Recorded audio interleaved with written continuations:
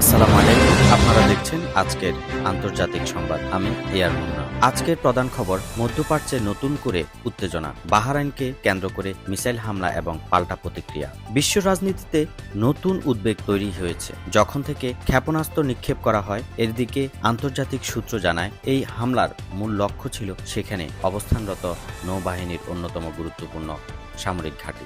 গত কয়েকদিন ধরে যুক্তরাষ্ট্রের সঙ্গে ইরানের উত্তেজনা বৃদ্ধি পায়। ইরানের ভিতরে সামরিক স্থাপনায় বিমান হামলার অভিযোগ ওঠে। এর জবাবে প্রতিশোধ নেওয়ার ঘোষণা দেয় ইরান। আজ স্থানীয় সময় দুপুরের দিকে বাহরাইনের দিকে একাধিক মিসাইল ছোড়া হয়। প্রতিরক্ষা ব্যবস্থা সক্রিয় হওয়ায় বড় ধরনের ক্ষয়ক্ষতির খবর এখনও নিশ্চিত হয়নি। মধ্যপ্রাচ্য জুড়ে নিরাপত্তা সতর্কতা জোরদার করা হয়েছে। বিভিন্ন দেশ তাদের আকাশসীমা পর্যবেক্ষণে রেখেছে এবং আন্তর্জাতিক মহলে যুদ্ধ পরিস্থিতি নিয়ে উদ্বেগ বেড়েছে। তেলের বাজার ও বৈশ্বিক অর্থনীতিতে এর প্রভাব পড়তে পারে বলে ধারণা করা হচ্ছে। বিশেষজ্ঞরা বলেছেন, এই হামলার সরাসরি বড় যুদ্ধের সূচনা না হলেও আঞ্চলিক সংঘাত আরও তীব্র হওয়ার আশঙ্কা সৃষ্টি করছে।